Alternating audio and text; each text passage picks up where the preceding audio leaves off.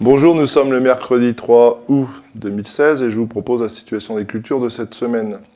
Pour les maïs, les floraisons mâles et femelles sont en cours et on note toujours la présence de pucerons sur les feuilles, pas trop sur les panicules ni sur les fleurs femelles.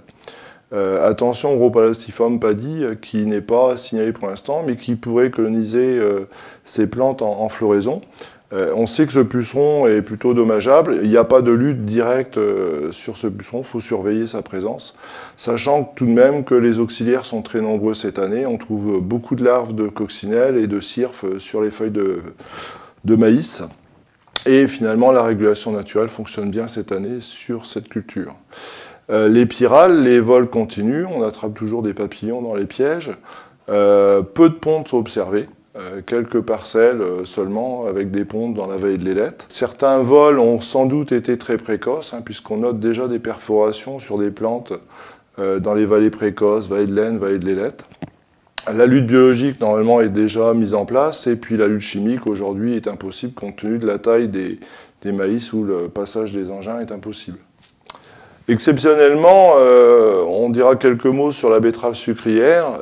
Aujourd'hui, les maladies sont assez importantes et fréquentes sur les parcelles. On considère qu'aujourd'hui, 9 parcelles sur 10 méritent d'être protégées. La pression semble forte cette année, avec notamment des attaques de rouille, de cercosporiose et d'oïdium. Autre maladie observée sur les parcelles de betterave, la phanomycès. Alors ce champignon s'est développé à la faveur des pluies et des sols légèrement hydromorphes cette année. D'habitude, il est observé sur le pois protéagineux et on a quelques parcelles qui sont touchées dans le département. Sur ces parcelles, ces maladies risquent de réapparaître les années prochaines.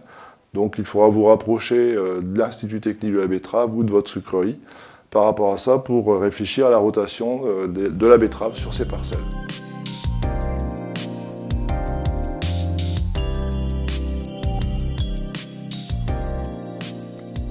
Donc les récoltes de colza avançant, les récoltes des essais ont également été réalisées. La Chambre d'agriculture avait pour cette campagne 2 essais de mise en place. Un en partenariat avec Terre Noveo et le deuxième en partenariat avec Terre Innovia. Les premiers enseignements que l'on peut tirer de ces essais, c'est l'excellent comportement de la variété DK Exception qui sort première dans les 2 essais. On retrouve Cristiano KVS qui confirme ses résultats de 2015.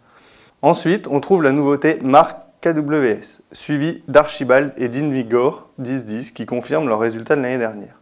En fin de classement, on trouve les lignées, sûrement moins résistantes que les hybrides et qui ont plus souffert du climat. On trouve également en fin de classement Bonanza, qui pendant de nombreuses années a été une référence, mais qui maintenant est dépassée par les nouveautés.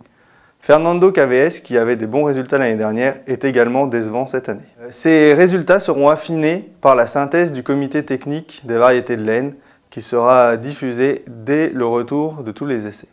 Les premiers semis vont démarrer d'ici 2 semaines. Sur le colza, on trouve 2 ravageurs principaux à l'automne, les grosses altises et les limaces. Les dégâts de grosses altises sont des morsures sur les feuilles et ensuite, l'hiver, on trouve des larves. Depuis 2 ans, on remarque une augmentation des dégâts de grosses altises. Ces dégâts sont liés à 2 facteurs principaux. Tout d'abord, une résistance qui augmente aux insecticides. Ensuite, les colzas sont souvent semés tard dans notre région, fin août, début septembre. Les températures sont alors plus fraîches et le colza se développe lentement. Les solutions agronomiques pour lutter contre les grosses altises sont d'avoir un colza à plus de 4 feuilles au moment de l'arrivée des altises, souvent vers le 10 septembre.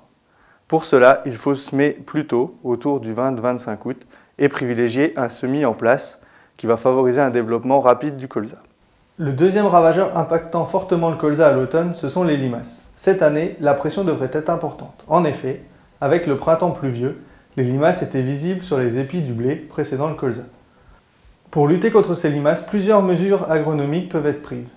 Pendant l'interculture, un déchômage léger va permettre de mettre les œufs en surface et ces œufs vont se dessécher avec le soleil. Au moment du semis, il faut éviter les sols motteux. En effet, les limaces se déplacent entre les mottes et elles auront accès facilement à la graine. Pour éviter cela, il faut privilégier un semis au semoir de précision ou alors un roulage peut être efficace après le semis. Si ces méthodes agronomiques ne suffisent pas, on passera alors aux méthodes classiques. Le phosphate ferrique permet de limiter l'attaque des limaces lorsqu'elle est faible ou moyenne, où il peut être utilisé en préventif. Il a l'avantage de préserver la faune auxiliaire. Si la pression limace est vraiment trop importante, dans ce cas, on utilisera le méthaldéhyde. Je vous souhaite une bonne semaine, à la semaine prochaine.